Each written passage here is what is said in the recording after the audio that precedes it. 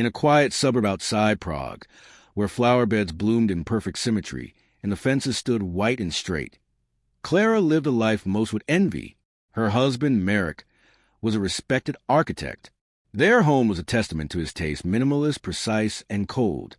Like him, Clara had given up her career as a concert pianist when they married. Marek claimed the life of an artist was too unstable for a wife.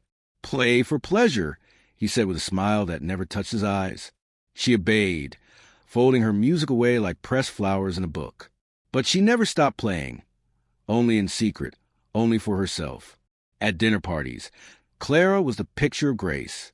She laughed when she was supposed to, poured wine with steady hands, and listened to Marek's stories about clients and buildings as though hearing them for the first time. His mistress, a gallery curator named Irina, was often among the guests. Marek never tried hard to hide it. He thought her too weak to confront him, and maybe she had been, once. But silence is not always submission. Sometimes it's calculation. Clara began her revenge like she composed music, in movements. The first was observation. She learned every rhythm of Marek's life. His passwords, his private messages, his lies polished into truth. She knew which hotel room he always chose. She even knew how Irina liked her coffee. Sugarless, bitter, appropriate. The second movement was patience. Over months, she began to shift things. Small things. She copied keys, downloaded files, and whispered into the right ears. She feigned interest in architecture and began attending events, charming his clients, aligning herself with his world. Then came the final movement. Execution. It began with a scandal. An anonymous leak of confidential blueprints Marek had submitted to a high-profile government bid, ones that included falsified environmental reports. The media went wild. Investigations followed. His firm panicked, then fired him. Irina, faced with public scrutiny and financial ruin, vanished from his life within a week. In their home, stripped of his reputation and clients, Marek lashed out like a wounded animal. "You knew this was coming," he said one night, his voice low and trembling. "You could have warned me." Clara met his gaze with an unfamiliar calm. "I did warn you, Marek," she said, her voice soft. "But you never listened when I was quiet." And then she walked out, not with rage, not with tears, but with a concert invitation tucked in her coat pocket. Her debut returned to the stage. A silent woman no more, just an artist who would compose her freedom one perfect, quiet note at a time. Clara didn't look back as she closed the door behind her, only forward, into the clean bite of winter air and the soft click of her heels on the pavement. She had rented a small flat in Vinogrady, modest but warm, filled with light and the scent of jasmine from a potted plant in the window.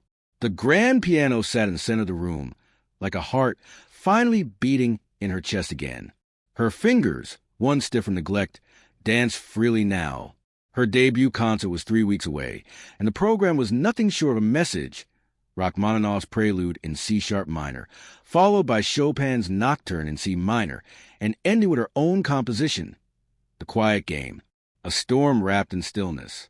But her revenge didn't end with Marek's public humiliation. That was merely the collapse of the stage.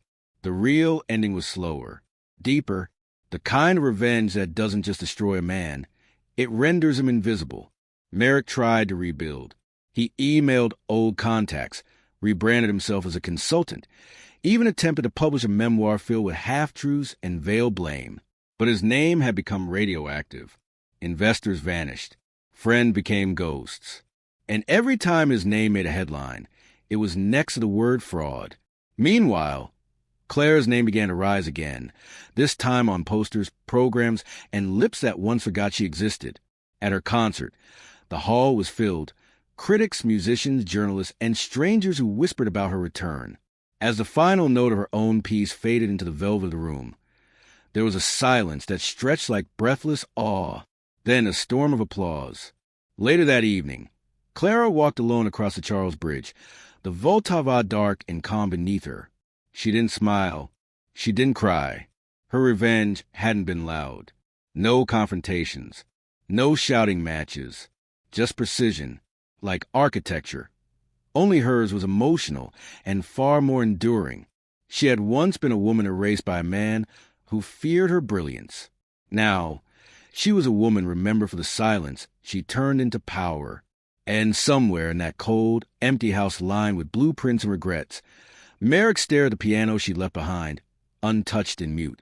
He still didn't understand how he'd lost everything. But Clara did.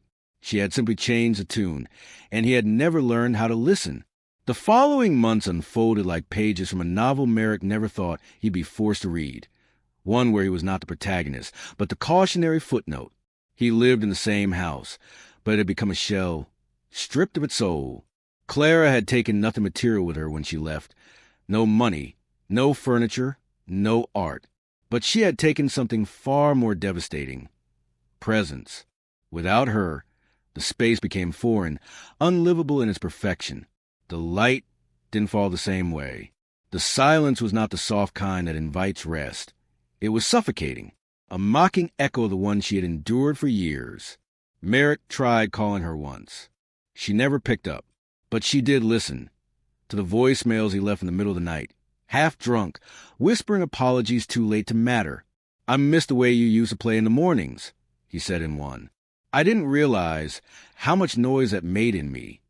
She saved none of them. Clara's career reignited like a star that had never gone out, only obscured by clouds. Invitations came from Vienna, Berlin, and even Tokyo. She was no longer just a pianist. She was a composer now. The quiet game became an underground sensation in Europe, whispered about in elite circles, dissected by critics. Some called it a musical tragedy dressed in restraint. Others said, "It is not a piece, it is a warning." She gave no interviews. When asked about her personal life, she smiled gently and said, "I speak only in music now." But she wasn't entirely hardened. In her music school's outreach program, she began mentoring young girls, especially those discouraged from pursuing the arts. She gave them not just lessons in tempo and technique, but lessons in ownership, in voice, in power. One late spring evening, Clara returned to the city she left Merrick in, not for him, but for a charity gala where she was to perform. She checked into a boutique hotel overlooking the Vltava, her room filled with orchids and handwritten welcome notes from the mayor's office. She didn't expect to see him, but she did. He was standing outside the concert hall after a performance, thinner, grayer, but still hiding behind the same tailor coat. He didn't try to stop her, only nodded as she passed. And for a brief moment, their eyes met. Clara offered him the smallest, most polite nod. Not recognition, not warmth, just closure. She turned, stepped into the waiting car, and disappeared into the night. The next morning, a review appeared in a major paper. The headline read, "Clara Novikova doesn't play notes. She plays silence."